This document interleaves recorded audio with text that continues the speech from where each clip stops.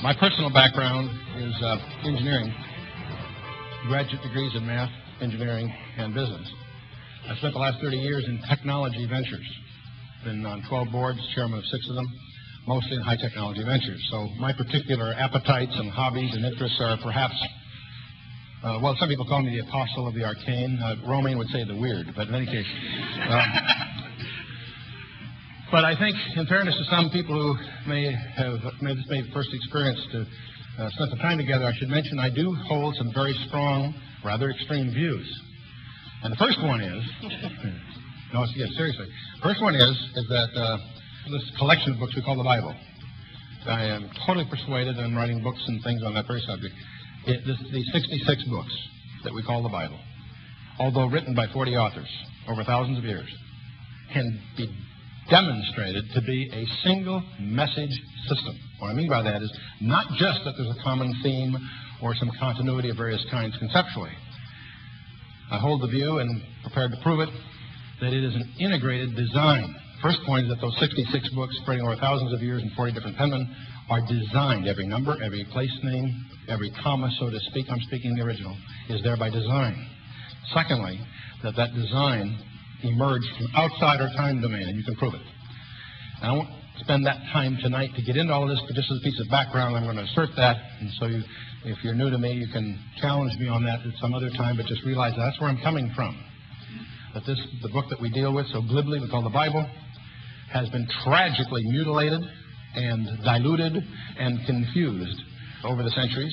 The ones that bother me the most are not the critics, because they are what they are, but more so the denominations and things that have watered it down so it's hard to recognize. And so step one, you need to understand where I'm coming from, is take the Bible very, very seriously.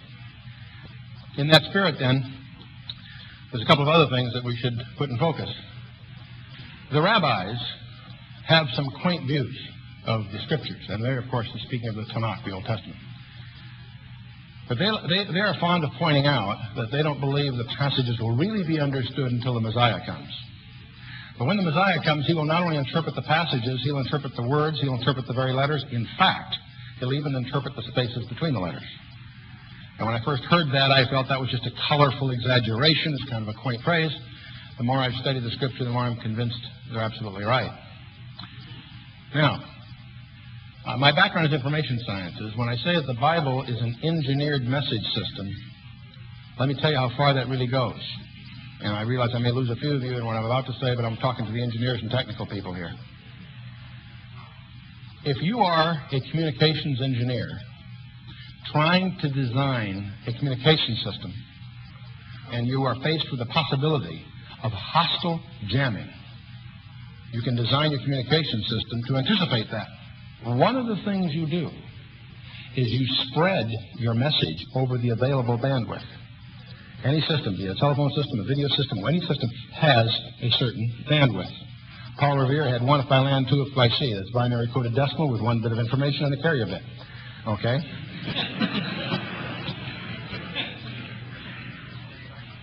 The Bible is designed to anticipate jamming. What do I mean by that? Have you ever noticed in the Bible that there's no chapter on baptism? There's no chapter on salvation? Name any doctrine. There's no chapter on that, like a textbook. In fact, in Isaiah 28, we'll get to that. We're in the study of Isaiah. We'll get to that subsequent weeks. But in Isaiah 28, 29, God says through Isaiah, I have established my truth, precept upon precept, line upon line, here a little, there a little. And we analyzed the Bible from an information system point of view. We discovered it's really a hologram. It's a Fourier transform, which essentially means that you can remove any page and not lose the truth. You may lose resolution, but you don't lose it. There's no way to destroy the message by editing, despite what the critics have tried to do for centuries.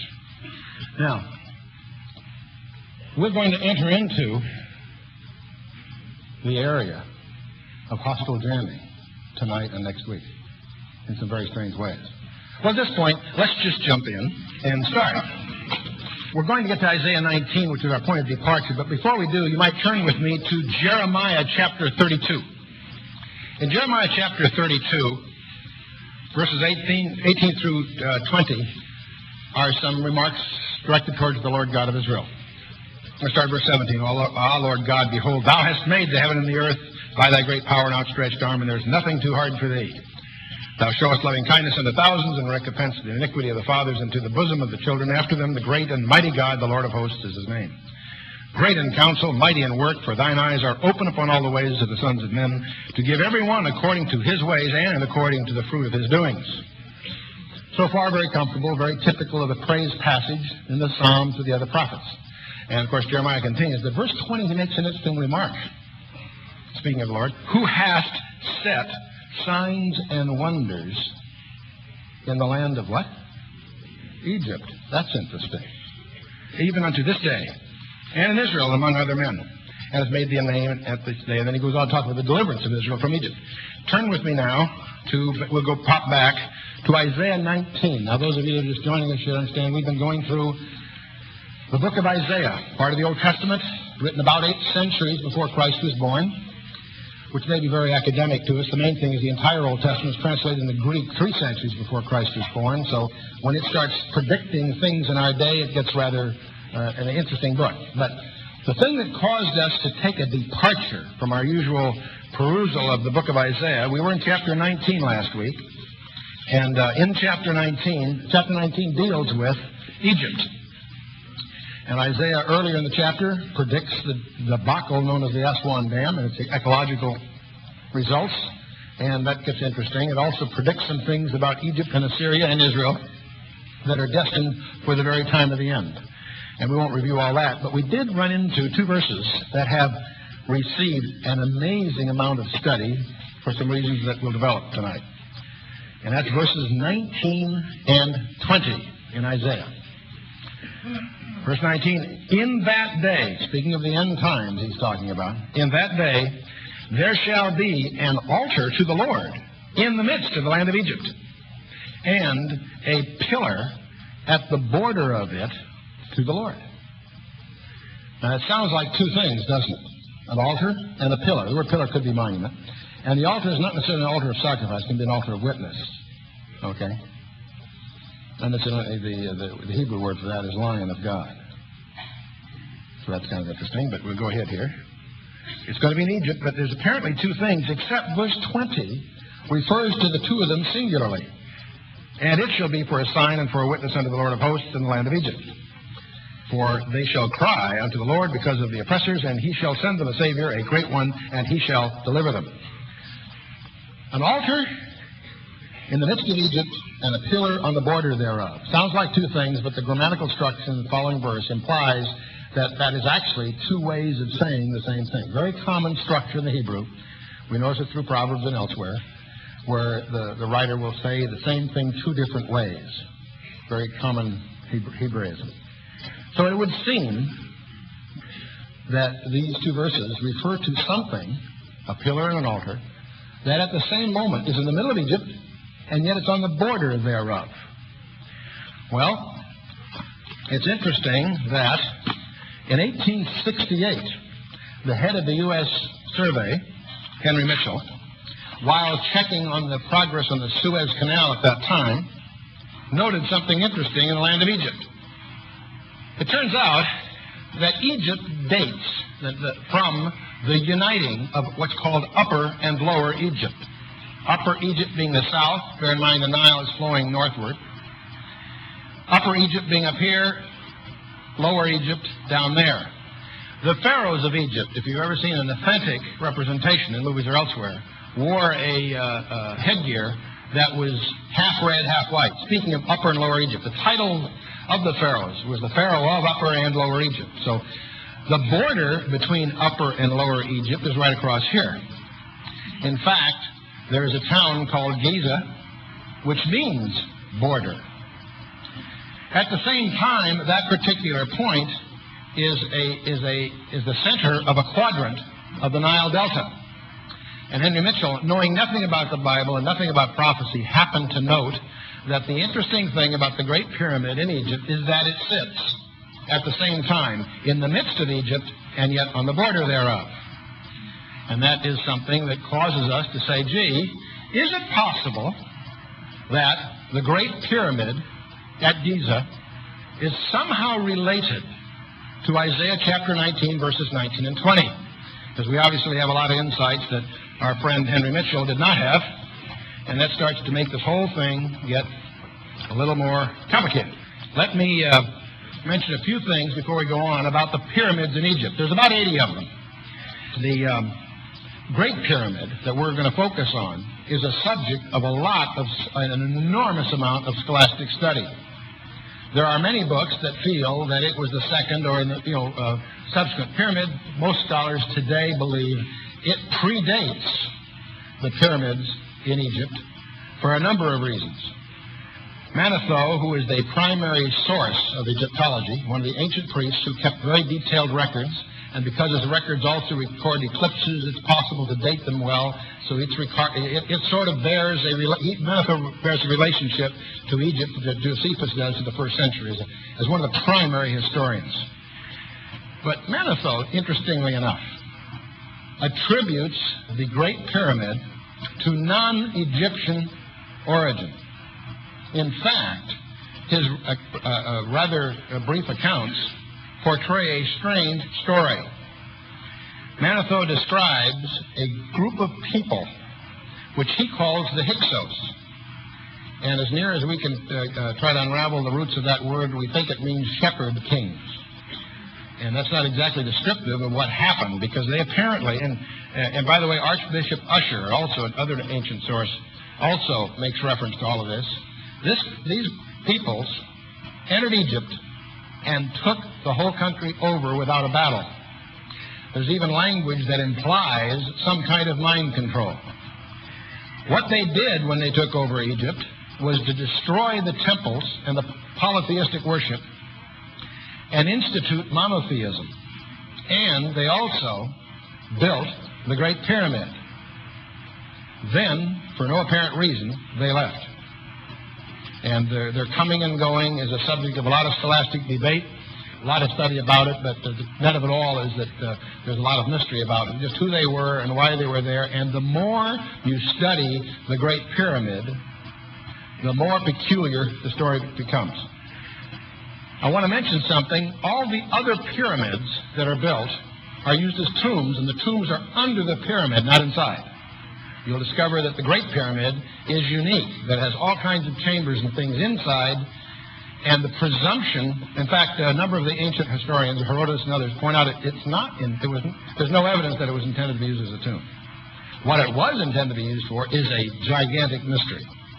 But shake from your consciousness the idea that there's any real relationship between the Great Pyramid and all the other pyramids. All the other pyramids have tombs underneath the pyramid, not inside. All of them have hieroglyphics and other things. The Great Pyramid is amazingly absent of nothing but dimensions and certain reference points, reference marks. Now, let's first of all, before I go on, give you a feeling for what we're talking about. The base of the Great Pyramid in Egypt covers 13 acres. It's gigantic. About 900 million cubic feet of masonry on top of bedrock. The edges are about 755 feet on an edge. It's 454.5 feet high. Incidentally, if you do a computer analysis of the planet Earth, that's the mean height above sea level of the Earth's crust, 454.5 feet. That's kind of interesting. I wonder how they knew, or is it just a coincidence? The pyramid consists of 2.3 million limestone blocks. They weigh 2.5 tons each. So this is a mammoth project. Herodotus estimates that it took 100,000 men 20 years to build the Great Pyramid. Another point to make, it's built of stone, not bricks. That's why it's endured through all these centuries. There are even some scholars that think it was pre-flood, but they're in the minority. The pyramid is level. The base of it is level over the 13 acres to an accuracy of 1 inch. And some scholars believe that was due to settling. The pyramid that you see if you visit Egypt is the inner shell. It was originally covered with polished limestone, and some of them are still there, but most of them over the centuries have been stolen, broken up and stolen for building materials. But those limestone blocks weighed about 15 tons each. But that's just the beginning, my friends.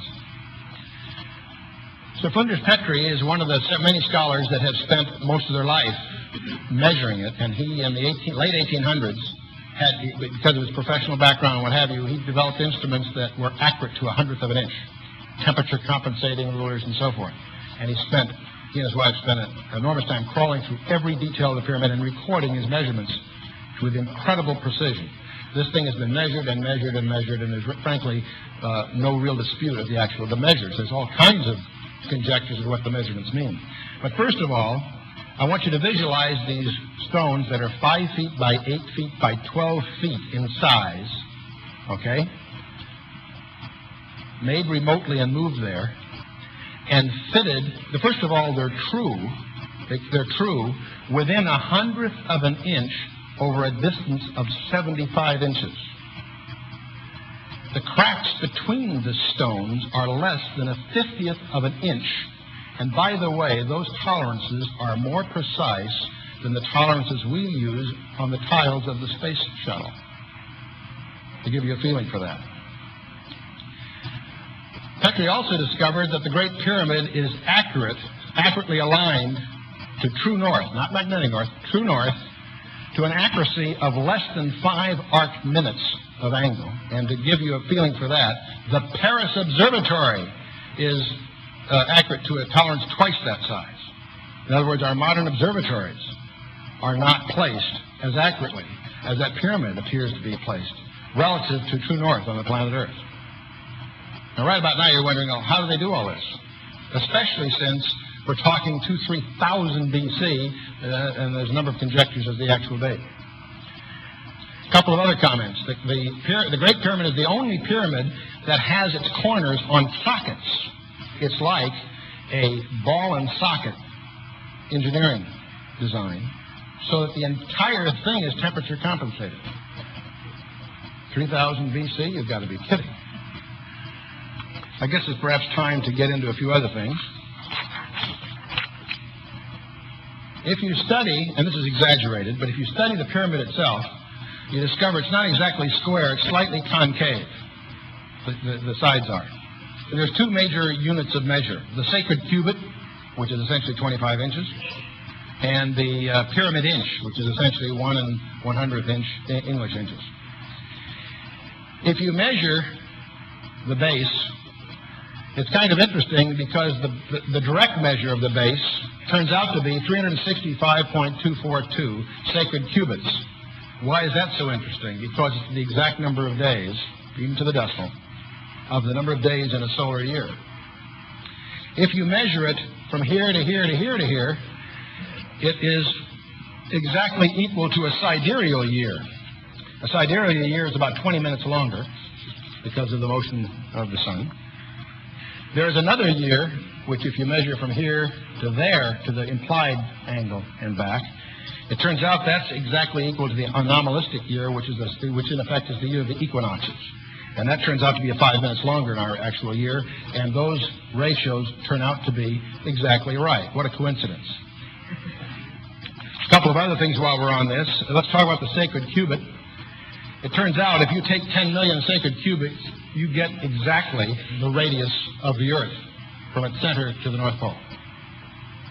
Kind of interesting. And that's, by the way, to 100ths of a mile. Pretty accurate. If you take 25 pyramid inches to the cubit, it turns out that the polar diameter of the planet Earth is exactly 500 million of them. How do the ancient Egyptians know these dimensions? Or are they just coincidences?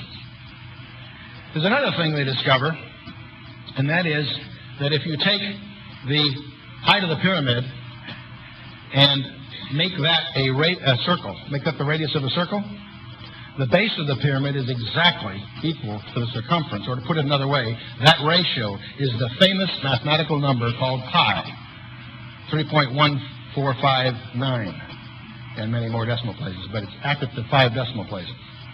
So they know that the Egyptians, contrary to our other understandings, understood thoroughly not only pi, there's also some angles that are the ratio of pi over e, for those of you that are in calculus. That's kind of provocative, because that didn't surface until the 1800s, Newton and all of that. There's an angle that gives you that ratio, which happens to be 51 degrees and 51 minutes, and that angle, thus, is the angle of the side of the pyramid. I want you to remember 51 degrees, 51 minutes, because it's going to come up again before we're through. These numbers that I'm giving you, and I'm not going to bore you with all of them, they appear all through the pyramid in various ratios, dimensions, sometimes in inches, sometimes in the sacred cubit. Now, the average height of the Earth above sea level is 455 feet, and the height of the pyramid is 455 feet. Something else, the average depth of the ocean is 193 feet 7 inches below the baseline of the pyramid. If you take twice the diameter of a circle who has a circumference of that 3652.42, that is the one that's equivalent to the solar year, it turns out when you run that arithmetic out, it comes to 2,325.2 inches, which, by the way, is 193 feet 7 inches, the average depth of the ocean. Kind of interesting. What a coincidence. This is a diagram describing, when I say radius, I'm talking about the center of the Earth to the North Pole, the polar radius, not the equatorial one. But it turns out to be exactly 10 million sacred cubits, or 500 million geometrical inches. Something else, those of you that have studied mathematics in college know one of the classic problems in mathematics is to square a circle. And it's generally considered an unsolvable problem using geometry alone. If you take a circle that has as its radius the height of the pyramid, this base determines a square that has exactly the circumference of the circle. The Great Pyramid represents the solution to that problem. And it all hangs on this interesting angle, 51 degrees and 51 minutes and 14.3 seconds, which is the angle that gives you pi, in effect. This is just an embodiment of the concept of pi. Those of you that are architects and know about the golden triangle, that's also obvious in all the internal design of the Great Pyramid as to how you develop the 1.618, which is known as phi among architects. I won't get it all here. That's probably a little specialized. When you look at the pyramid, let's take the small diagram first to give you an overview. The pyramid itself has these chambers inside, and it's the only pyramid that has that. When you get inside the pyramid, there is a descending passage, and it goes through masonry this far, and then it goes through bedrock down to a subterranean chamber, and then there's a little dead end. When you get here, there's what they call the ascending passage. There's a granite plug here to protect it for a while. But this ascending passage goes up. At this point, two things happen. There's a horizontal passage that leads to a chamber that traditionally is called the Queen's Chamber, because the initial presumptions, of course, were that these were designed for tombs. And some people still believe that. Others feel that that's a misunderstanding. There's a giant gallery that opens up here. If you visualize it as inverted steps, it has 7 tiers, if you will, that close in. It's about 28 feet high, to give you a rough feeling. And this goes up and enters this peculiar structure they call the King's Chamber. What's also interesting is all these chambers have air channels to keep the temperature absolutely balanced. If they're not plugged, it keeps the temperature at 68 degrees. And there's also a strange shaft through a grotto that goes down here. Well, first of all, a couple of structural remarks that I think are worth mentioning. This descending passage going through the masonry holds an accuracy of 1/50th of an inch within its 150-foot length. That's from here to here. Going through the bedrock from here to here, the additional 200 feet is bored through the rock with an accuracy of 1/4 of an inch within the 350-foot length. Let me put it another way. You would have a tough time holding those dimensions if you were boring it with a laser. Now, how do they do that? Good question. I won't take you through all the history of the various people that studied it from 1721 on. John Greaves in 1737, a professor of astronomy at Oxford, got interested in this. We get to 1798, Napoleon defeats the Ottoman Turks at the so-called Battle of the Pyramids. And, of course, his engineers were very sharp guys. They're the ones that invented the slide rule and so on. They discover all kinds of the major astronomical features of the pyramid. I haven't even got to those yet. And in 1830 starts another series of astronomers and surveyors that get intrigued. And I won't take you through all that stuff. Perhaps one of the great guys is Piazzi Smith, who was the Royal Astronomer of Scotland, who spent a good part of his life measuring this with incredible precision. A couple of other things. We've mentioned there's possibly a biblical link here. The only piece of furniture in here is in the king's chamber. There is out of solid rock, carved a box, what looks with the lid missing. It happens to have the exact volume of the Ark of the Covenant. And if you take 50 times that volume, it's the exact volume of the king's chamber, and it's also the exact volume of the laver in Solomon's temple.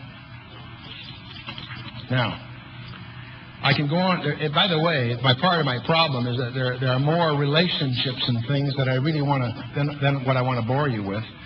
But let me mention a few others. I mentioned the solar year sidereal, the 3 different years that are mentioned here. Let me mention something else. The distance from the Earth to the Sun is about 92 million miles. Someone noticed that as you go up the pyramid, you go up 10 feet. 10 feet in length for 9 feet in rise. Well, if you take the height of the pyramid and multiply it by 10, by 10, by 10, by 10, you get 9 times. You get 91,856,060 miles, which is the distance from the Earth to the Sun. That's kind of interesting, because only in recent years have we had any idea how far the Sun was away. There's something else you should know, that there's the precession of equinoxes. It turns out the equinoctial year is about 50 seconds behind our regular year every year, and for it to do a full loop takes 25,827 years. That's called the precession of the equinoxes. I don't think anyone here has been particularly worried about that. If you take the 2 diagonals of the pyramid and add them together, they add up to 25,826.54 pyramid inches, the same distance of the precession of the equinoxes. Now, I know what you're going to do with all this information, but a couple of other things. We'll talk more about possible meanings of these passages before we're all through. One thing you might want to note, there's an angle of these passages, 26 degrees and 18 minutes, 19.7 seconds. That's the angle that this goes down. It's the angle this goes up. This, by the way, sketch was done in 1909, but it's still probably as good as any of the other ones I've run across. Okay, let's talk about something else now.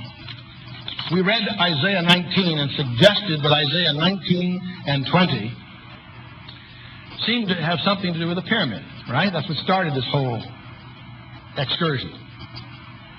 If you take the Hebrew letters of Isaiah 19, and as you know, the Hebrew letters have numerical values, and these are the words that make up that passage, and you take those words and take the numerical value and add that up, you get 5,449, and that happens to be the height of the Great Pyramid.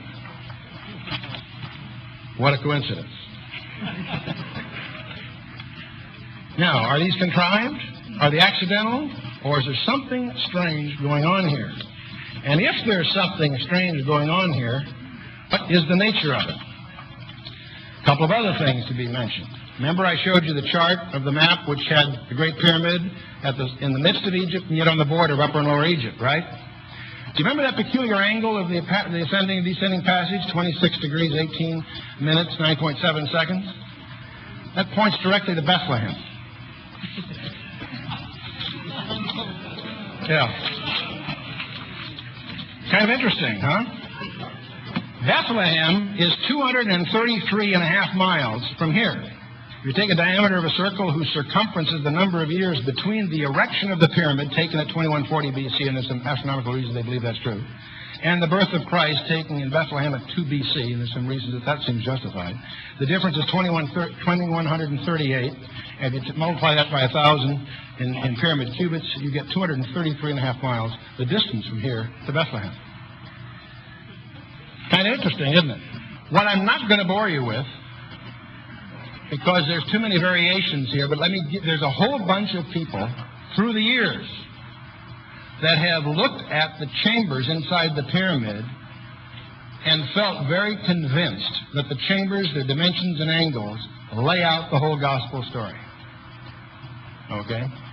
You can begin to feel why that might be. Let me give you an overview of most of them.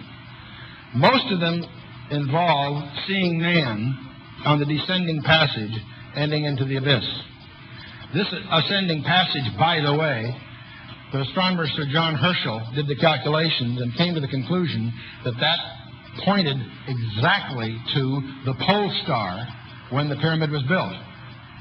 But he also did the calculations. And by the way, this passage is not in the center of the pyramid. It's 24 feet to the east, which allows it to have this peculiar property. It pointed to the pole star in 2140 BC, but 2140 BC, the pole star was not Polaris that you and I know. It was another star at that time, Alpha Draconis. Alpha Draconis. It's a star that's associated with the dragon, or the serpent, if you will. This descending passage is viewed by many conjecturers that this is the plight of man.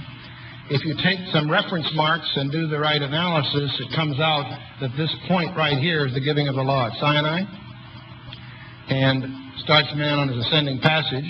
When you get to this point here, you have, they call this grand gallery the church age. They call this line and the Queen's Chamber the history of Israel, in contrast to the church and its destiny.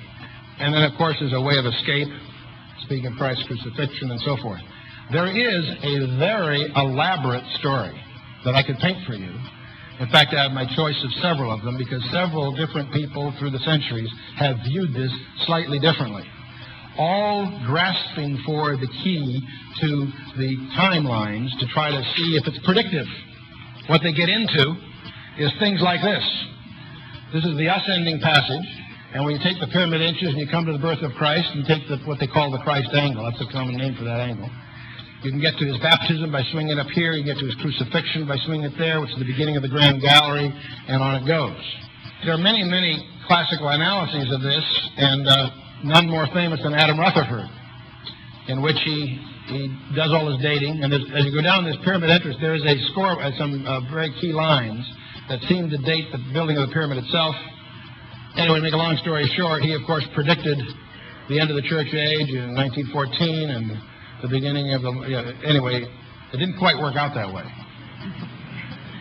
We're in sort of a strange... I want you to stay for a while. Don't jump to any quick conclusions, because there are all kinds of people that have gotten on the pyramid kick. And I've tried to give you enough about the pyramid so you can at least respect why people get intrigued with this thing.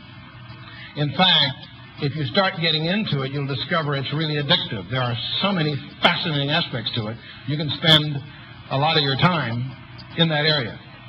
Oh, one other thing I forgot to mention. The capstone of the pyramid is missing. Most scholars believe it was originally in gold. The pyramid, when it was built, was bright and shiny white. They felt there was very likely it may have been a gold capstone. Well, that's just conjecture.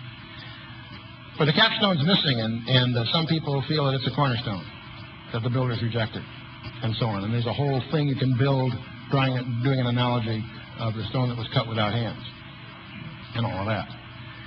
But I want you to be cautious until I'm through, before you jump on the pyramid kick, because I think, first of all, generally speaking, we can be very well advised to treat anything that seems to impact the Bible with great caution. We often think of the Shroud of Turin, which on the one hand was very intriguing, but putting your faith in those kinds of things is dangerous.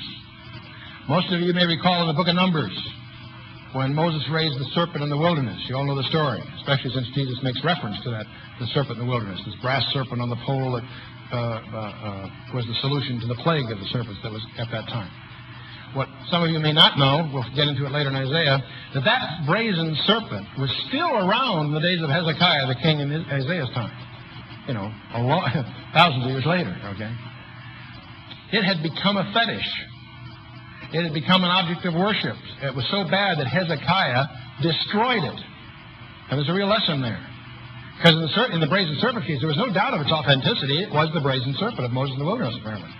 And yet it became a problem. And whether you're talking about splinters of wood off Noah's Ark, or whether you're talking about the Great Pyramid or something else that sounds intriguing, be careful. It's my personal hypothesis that Satan will use these things to derail you from a study of the Word of God. One of the best examples is the Mazzaroth, the 12 constellations of the zodiac, which prior to Genesis 11, prior to the Tower of Babel, was a mnemonic that Adam, Enoch, and others used to teach their children the redemptive plan of God. How do we know that? By learning the Hebrew names of the stars in each of the 12 constellations. The 12 constellations associated with the 12 tribes of Israel. What we call Leo, of course, is the lion of the tribe of Judah. Virgo, the virgin. When you see those strange pictures in the planetarium show, you wonder, how do they see those pictures from the arrangement of the stars? The pictures have nothing to do with the arrangement of the stars. The stars had names, and if you know the names of the stars, you know the story that was associated with that cluster of stars. And the original lays out the redemptive plan of God, we now know. What happened? In Genesis 11 with the Tower of Babel, it got corrupted by Satan to become what we know as the zodiac, with these strange myths and legends obscuring its original purpose. And you can peel into this by getting into the Arabic and the Hebrew names of the stars in the first place. It's interesting that the names of the constellations are the same in all languages. And they all link to mythology, but the mythology is an adaptation of what its original purpose was. Satan is the great imitator. So when we start getting into something like the pyramid, no matter how intriguing it seems at first, let's be cautious, but we're just getting warmed up. I'd like us to pause in our visit to Cairo and fly up to England. I want to go to the Salisbury Plain now, a place that is known as Stonehenge. And the word henge really meant hanging stones. This is a monument that in many respects is even more fascinating than the Great Pyramid. And of course, what we're talking about here is a monument that is apparently built several thousand years before Christ. It was originally caught everyone's notice because it was regarded by many scholars as the oldest, since there were some stones on top of another one of the oldest structures. Turns out they've just underestimated. There's a lot more going on here than at first meets the eye. We're talking about a monument that represents a circle of about 320 feet in the diameter. There's a bank around it that's approximately 6 feet high and 20 feet wide. Just inside that bank, there are a group of holes, 56 of them, that are known as the Aubrey holes, because that was the first guy that discovered them, because they had been covered up earlier. They're holes that were dug and filled with chalk, never held anything else. Some of them are not chalk, some of them are human cremations, which is kind of a colorful footnote. We're going to discuss what obviously I'm getting at is in the early 60s, Gerald S. Hawkins made history by discovering with the computer that this thing actually was an astronomical computer. And so it was some very fascinating capabilities. The capabilities that it has happens to hang heavily on 4 key stones, known as station stones. One here, one here, one here, one here. Why am I bringing this up? For a number of reasons, and one of which, if you line up these 2 station stones, they line up to 118 degrees azimuth, and if you go on that azimuth over a great circular road, guess where you end up? At the Great Pyramid. The properties of this monument hang on the fact that this is a rectangle. There is only one latitude in the northern hemisphere where this will work the way it does. This monument is within a mile of that latitude. Incredible engineering, in a sense. Lining this up with north, the key axis of the pyramid is over a thing called the heel stone. That's the key to the whole thing. The word heel, no one knows where the name came from. But the Welsh name for sun is Hael, and the Greek name for the sun is Helios. So most people think that linguistically that it clearly has to do with the sun, because it's been recognized for centuries that midsummer sunrise, the sun at midsummer, rises exactly over the heel stone when you line it up through the monument. By the way, all these stones I'm going to describe in effect create gun sights or windows for certain intersections on the horizon. But first of all, let's talk a little bit about what the thing consists of. There's a row of holes out here called the Aubrey holes, and there's a row of Y holes and X holes, for lack of better names. Then there's the monument itself in the center. Around the outside edge, there are sarsens. That's essentially a silicated sandstone. Then there's a row of what they call blue stones, because it's a kind of stone that is blue when it's wet. Then there are the famous trilithons. These are 2 stones with a lintel across. There's 5 pairs of those sarsens. And then there's another horseshoe of blue stone. So the axis is here. There's a bluestone horseshoe, the trilithons, then the bluestone circle, and then the sarsen circle. Now, let's talk a little bit about this. I'm trying not to bore you with all this together, but let me give you a feeling for the trilithons, the big ones here. There's 5 pairs in total. The stones weigh 50 tons. Okay? What also is interesting is the way these things are built. And this goes for these things, but also the ring around the outside. The stones themselves, say 7 feet across and however high, has a mortise and tenon construction. The top stones are curved, fit those, and also have tongue and groove. All of this was done on a remote site and brought to the Stonehenge site. The Sarsen circles came from the Preseli Mountains, that's in South Wales, about 240 miles away. And they weigh from 30 tons to 7 tons, depending which way you're talking about. The blue stones came from Marlborough Downs, about 20 miles away. They weigh 30 tons each. Now, by the way, these things are all different heights, but planted in such a way as to make it the top of it level. If you take the height of that and multiply by the number of stones, 30 stones, you get the exact height of the Great Pyramid in Egypt. If you take 10 times the inner circumference, you get the perimeter of the Great Pyramid. Okay, so much for all I say. That's all. That's the interesting monument. Let me indicate what Gerald Hawkins did. He knew that for centuries, everybody understood that the monument had something to do with Midsummer Sunrise, but no one had analyzed it further. He took the position of all the stones and all the holes, X, Y, Aubrey, all that, and he digitized it and put it on the computer. Then he also took an ephemeris, which is essentially a database of all sun, moon, planet, and star positions. And he had the computer exhaustively search it. Every one of these stones, if you're on Stonehenge, you realize every place you look, it's like a gun sight. It lines up under all different kinds of circumstances. So the computer exhaustively looked at that. With the stars, no alignments. With the planets, no alignments. However, in the dozen different extreme positions of both the sun and the moon, he got over a dozen confirmations. In other words, this thing clearly somehow had been designed to highlight the extreme movements of both the sun and the moon. Now, and he published a paper on that basis, which shocked the archaeological world. And if you know anything about how objective scientists are,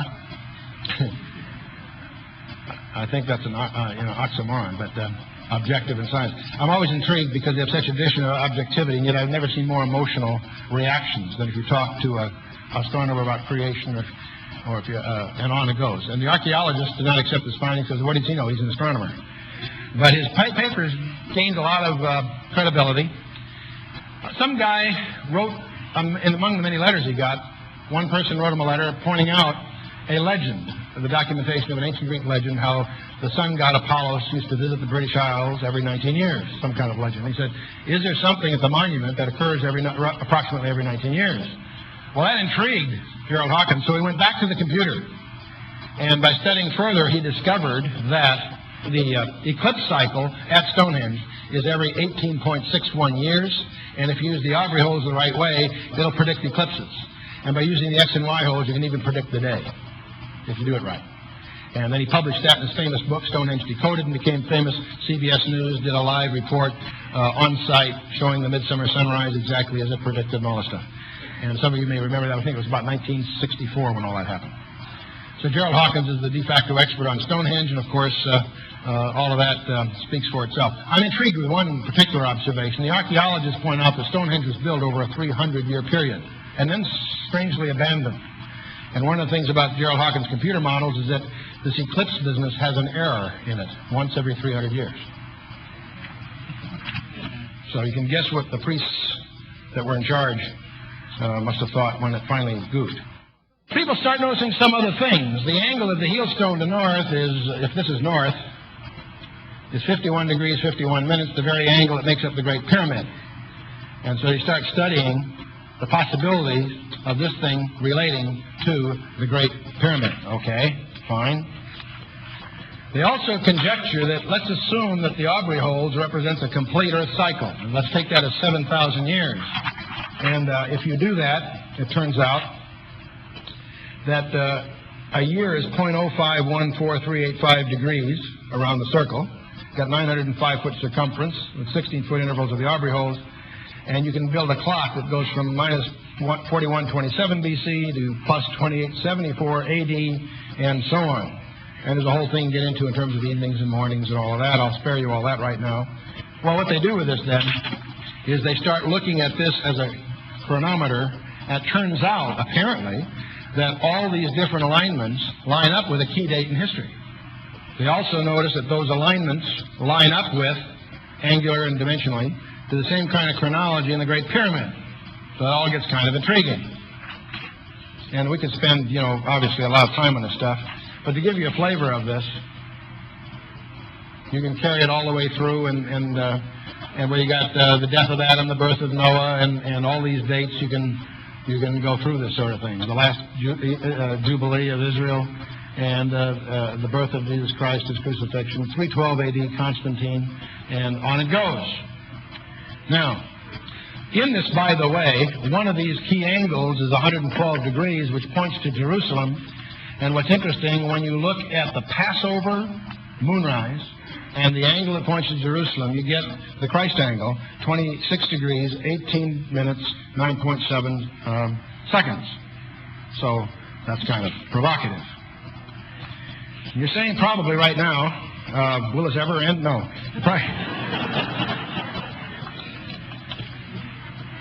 So I could spend the evening intriguing you about Stonehenge. I got interested in that about 20 years ago. I spent 30 years in the computing industry, and of course Stonehenge, for lots of reasons. A lot of these discoveries happened to be coincidental with my taking over the computer center at Ford Motor Company, so I used to get into Stonehenge, and I used to use it as a colorful addition to some of the public speaking I used to do. So I got into that, and I was actually over there for a while, and I won't bore you with all that. The point is, I've been into that a long time. So on the one hand, there's much about these monuments, both the Great Pyramid and Stonehenge, that can intrigue you. And if you start getting into this, some of you may even be tempted tonight to start getting into this as a hobby. Gee, wow, that's wild, I want to dig up. You can quickly build a library of all these interesting conjectures. But before you start down that path, I'd like to share with you some other monuments. It seems that our satellites, the Viking, when it went by Mars, took some pictures. And some of these pictures were dismissed by NASA at first as just strange aberrations. But let me just start by asking you to tell me what you see in this photograph. What do you see? This is a monument, as you might call it in a broad sense, on the planet Mars. It is about 1 mile across. Many, many scientists look at this and say, that's just an accident of nature. It's just one of those things that looks like a face, but it's just a randomized, accidental thing. Others look at this and say, that's kind of interesting. It looks artificial. It looks like it's been designed. And, even more provocative than that, it looks like a human face. Now, some of you say, I don't see a human face. How many of you see a human face? Okay. Let's rotate it. That's what it seems to look like. The face on Mars. This is just one of a series of mines. It's the most dramatic one. And there have been books written. This was a big flurry of interest some years ago. Most, I think, conservative scholars think it's intriguing but don't take it too seriously. Others start analyzing it. And they point out there is a likeness. It is geometric. There's a certain order involved in terms of the 90 degrees, etc. There's a certain compositional aspect to it. The thing that intrigues me the most, frankly, is that it's symmetrical. Symmetry does not occur by randomness. You can work a long time with a random number table and try to get anything symmetrical. I'm not talking about biology or crystals. That's because there's an operative mechanic there. This thing is symmetrical. It also has a lot of detail. There's brows, and there's a nose, and there's eyelids, and it's interesting. What's it doing on Mars? What does it really mean? The first question, it's either absolutely trivial, because it's an accident of just winds and who knows, or if it's artificial, if it really proves to be artificial, that's of staggering implications. Let's look at something else that they find on Mars. This is a blow-up of what appears to be a 5-sided pyramid. I'm sorry, the view graphs do not do justice to the halftones. I just didn't get a chance to get a true transparency, so this was done on a copier, and it's not as crisp as it might be. But you can't even hear, you can tell, you notice that the foot of these is sort of buttressed. And it is five-sided. It's not quite symmetrical. Someone said, well, that's not a five-sided pyramid. Five-sided pyramids are always symmetrical. Do you remember Da Vinci's famous analysis of man? Kind of interesting. Is that coincidence? Could be. Really could, no, seriously, could be. This is the same thing, rendered perhaps less confusingly, but there is a clear something there, and so on. Now, I'm going to spare you going through lots of the other conjectural monuments on Mars, because they're not nearly as dramatic as those, and yet they are kind of interesting. This is a broader picture of what they call the Cydonia region of the planet Mars. There are a cluster of things here that carry the code name the City. So it looks like they might have, there's even one that has a sort of a wall with inside space, and there's some things that, again, could be. They're far more likely to be accidental than other things, and yet they're just strange enough to warrant some study. Here's the face that we looked at blown up. Here's the pyramid that we looked at blown up. There's also a strange structure over here they call the cliff. It's sort of an object in profile. In fact, it also looks like a face, sort of strange, but I won't get into all that right here. What they've noticed is the distances here go 1, 2, 4, 8, which seems kind of interesting. It's also, it turns out that this is lined up 20 degrees from north, which is the exact axis tilt of the planet Mars. If you're at this point sighting over the face and over the cliff, you are looking exactly at midwinter sunrise on the planet Mars. And so they wonder, is this all just accidental, or is it, see, north would really be like this, so that's the 20 degrees axis tilt. Okay, strange stuff. I won't ask for any show of hands, but obviously the Great Pyramid, pretty intriguing. In fundamentals, it's certainly intriguing. It's also kind of intriguing from a biblical perspective. Its relationship to Stonehenge seems to be too precise to be accidental, and yet again, many of the conjectures and these interpretations are perhaps a little fanciful. But then, if we see monuments on Mars, that sort of grabs us. Okay? Let's back up a minute and talk about a few other aspects. Secular science today has a gigantic problem. Most of us have been raised on the idea that biogenesis and evolution and so forth was the commonly accepted modality for secular science. Except secular science is embarrassed at this point because recent discoveries by NASA and others demonstrate clearly that the entire universe is finite and had a beginning. That has staggering implications for you and I. It demonstrates that there really was a creation. I mean, even strictly from observable science, we know that. Not only did matter and energy, but time and space had a point beginning. You and I generally visualize Big Bang as, and by the way, all Big Bang is a label for a collection of models. The critical thing are what are the parameters. And now that they can measure the parameters, those parameters demonstrate, first of all, that the universe is finite, and secondly, that it had a beginning. You and I visualize it exploding, filling space. No, as it grows, space and time have a beginning. We know that in modern physics. But that causes even the most competent thinkers, Hawkins and Penrose and others, to admit there had to be a designer. So somehow this comfortable, infinite, things have always been this way kind of mentality in science is out the window. Second problem. Most of us have grown up in high school, college, whatever. Whether we bought it or not, we were pounded with the idea of biogenesis, that life started on its own. Since 1957, we know that's impossible. We discovered a thing called the DNA code, which is a digital code. 3 out of 4 code error correcting. If you have a digital code, you have to have a designer. You can't design the computer until you have the language. You can't have the language to design. I mean, it's a three-way corner shot. No way it can evolve by randomness, no matter how much time you've got. Cosmology has destroyed evolution because there wasn't time nor enough material.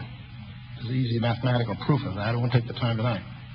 The point is, in secular science, you've got a real problem. And in the words of one of the commentators I was reading, it says we've got to reach out for an alternative. Now, you and I chuckle because the alternative has been given to us by the designer sitting on our laps. But that isn't, quote, objective.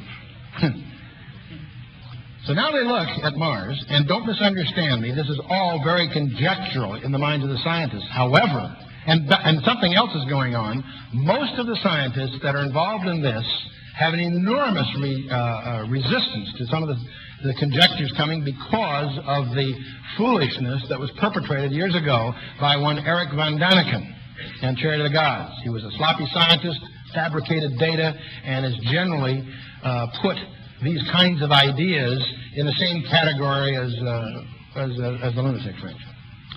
However, let's back up a minute. If the Mars missions, whether it's ours or the Soviets in 92 or 94 and all of that, if they do find some apparent evidence of artificial design, some kind of monuments on the planet Mars, that's a possibility, huh? What does that lead to from their point of view? Well, it sounds like they had visitors. From where? No life there now. Somebody must have been there for a while and built these things. Let's get a little perspective. Let's imagine that the Earth is the size of a pin. If you mentally make a model of the Earth the size of a pinhead, the Sun is the size of a grapefruit about 50 feet away. You with me so far? Pluto, our outermost planet, is about 40 times that far away. It's about 2,000 feet, okay, half a mile. So we've got a pinhead that's the Earth, about 50 feet away from the Sun, which is a grapefruit. Pluto, the furthest planet, is 2,000 feet away. How close is the nearest star? It's also, we call it Alpha Centauri. It's actually 3 stars together, but let me not get into that sort of thing. It is the size of a grapefruit, collectively, 8,000 miles away. So if you're going to start building an imaginary model of the solar system, you've got the Sun, the nearest star is on the other side of the Earth, the size of a grapefruit. That gives you a feeling of size and density, okay? And that's the nearest star. Setting the interstellar aspect aside, let's talk about hospitable planets. Mercury isn't very hospitable. It's hot enough to melt lead. It also has no air. So it's not a very comfortable place to do anything. Well, what about Venus?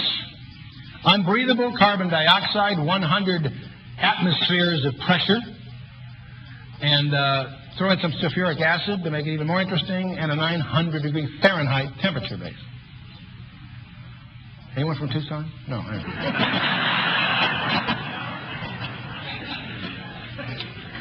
What about the outer planets? Well, most of them are unbreathable, they have crushing atmospheres, and there's no place to stand. They're essentially oceans of superheated liquid hydrogen and helium. So they're not really planets despite what they look like. They're really globules of, well, superheated liquid hydrogen and helium. Now, what some of them are starting to think about, though, imagine yourself an intergalactic traveler by some technology. You're approaching the solar system, and there's only 2 candidates, Earth and Mars. Earth is pretty interesting, a sprawling paradise of chlorophyll, open rolling oceans, and highly oxygenated air. Very attractive base. Mars, just the opposite. Small glaciated world, a dying desert, slowly turning into rust. Underneath unfiltered ultraviolet of a distant searing sun, breaking down the air that does exist. A wisp of carbon dioxide wrapped around reddish sands of a barren, cratered desert. Which would you pick? Well, you talk to your flight engineer and you point out that we've been gravity-less for some period of time. Gravity is your enemy. Gravity, biological organs are incredibly sensitive to the amount of gravity they're in. Mars has 1/3 the gravity of the planet Earth. So as unhospitable as it would seem, it would be the base of choice if you're going to establish some kind of a culture or program. So that's a little background from that kind of thing. Let me change gears and show you some other mysteries that the scientists are beginning to scratch their heads about. The 2 oldest cultures on the planet Earth are Sumer, or what the Greeks call Mesopotamia, the southern part of that particularly. The other one, of course, is Egypt. Both of these cultures, by the record, have something strange about them. Both of them start abruptly with no buildup. They do not have a development. They appear to be beneficiaries of a legacy.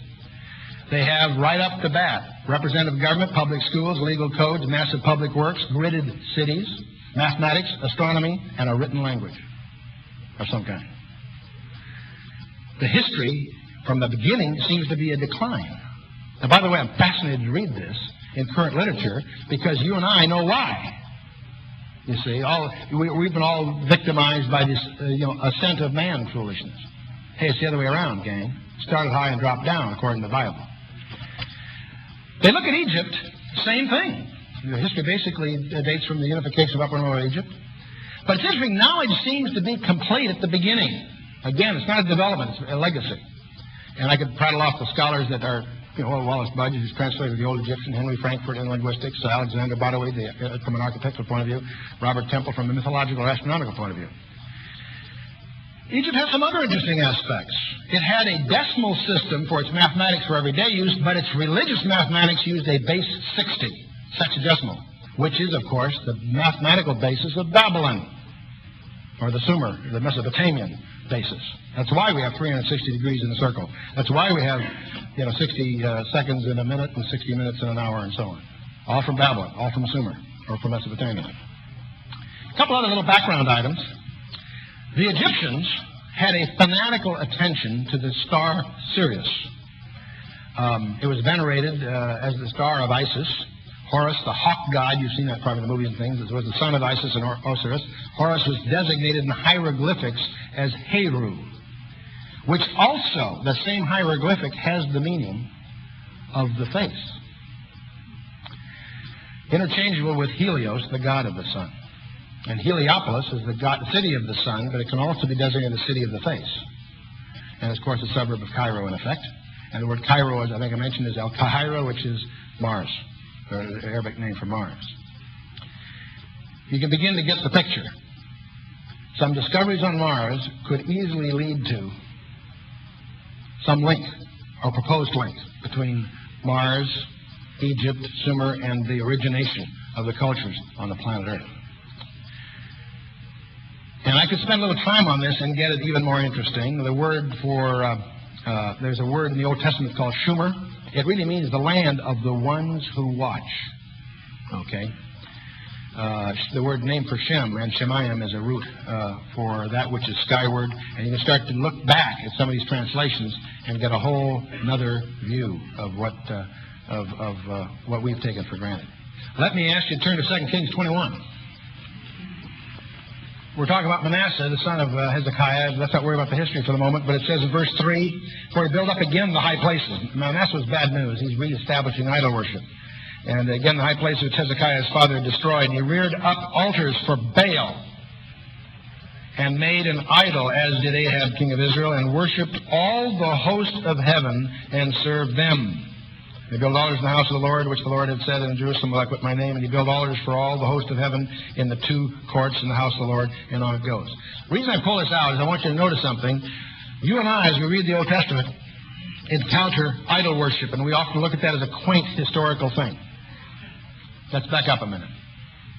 If you recall our studies in the long day of Joshua, you know that there's a possibility that seems to be confirmed that the planet Mars made some near pass-bys on the Earth, being originally in a resonant orbit with the Earth.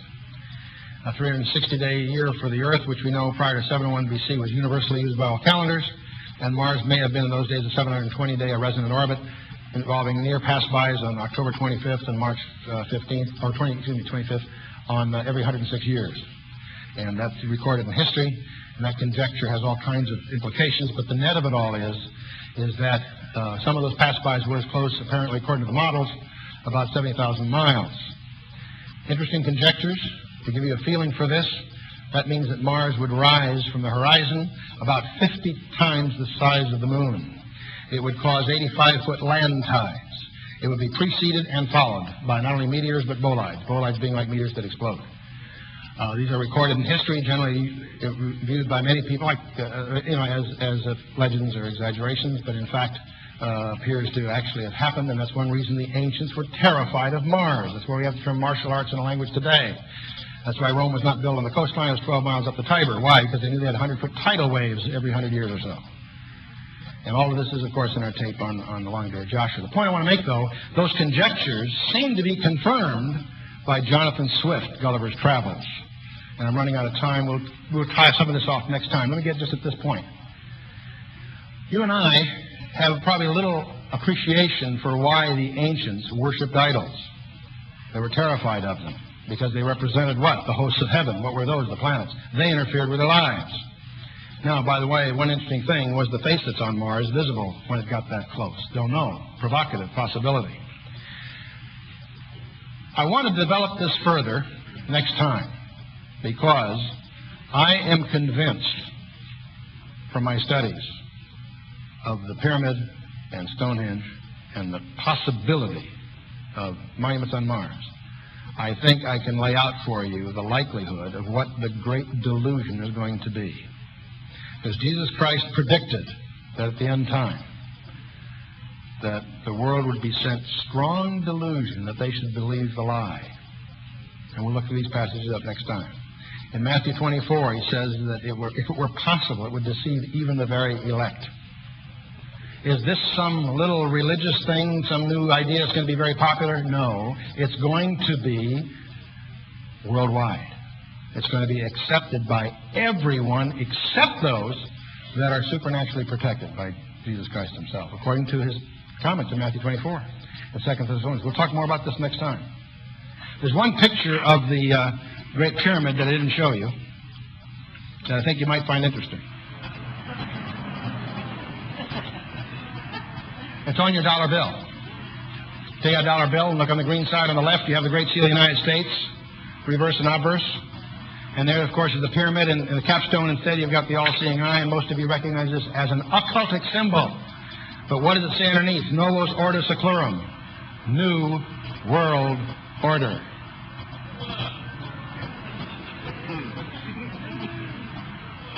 So what's going on, my friends? I've battled a little here about these strange topics for a couple of reasons. First of all, if you know anything about immunization, the way you make somebody immune is to give them a mild inoculation of the disease. And it's been my intention, although I may very easily fail, but my intention to share with you enough about the Great Pyramid and the Stonehenge and the thing on Mars so that you won't be blindsided if you run into some of the promoters and people who go too far with these in any of several directions. That's not the issue. And I will, when we get together next time, share with you what I believe the lie of 2 Thessalonians 2 is all about. But that doesn't mean I'm right. And it'll be instructive to go through some of that and to really talk about the conditions we're heading into prophetically. But the real issue I want to get across tonight is you have only one protection against these delusions. And that's to be in Jesus Christ. Now, you've probably heard it 1,000 times, but you'll hear it one more time. Your eternity is going to hang on your position in Jesus Christ. And what I really want to encourage you to think about is not to leave this room tonight until you have opened the door to him. Well, Jesus, a lot I don't know. No problem. He'll take care of it. My life's all screwed up. Absolutely. So is mine. So is everybody in here. The mistake is to assume you can fix it. No way. He didn't ask you to become righteous before you approach him. It's the other way around. You will never become righteous until you've approached him or let him approach it, come into your life. You can never make it on your own. I'm trying as hard as you can. No way. I'm doing the best I can. Not good enough. God, for his own reasons that you'll understand as you get into it, has chosen to determine your destiny by your relationship with Jesus Christ. Strange idea at first, until you really understand what he's about. He's trying to demonstrate perfect love. There's nothing you can add to what God has done to provide a destiny for you. That destiny for you is so fantastic that there's nothing you can do to qualify for it. for you to try is to blaspheme God's completed work.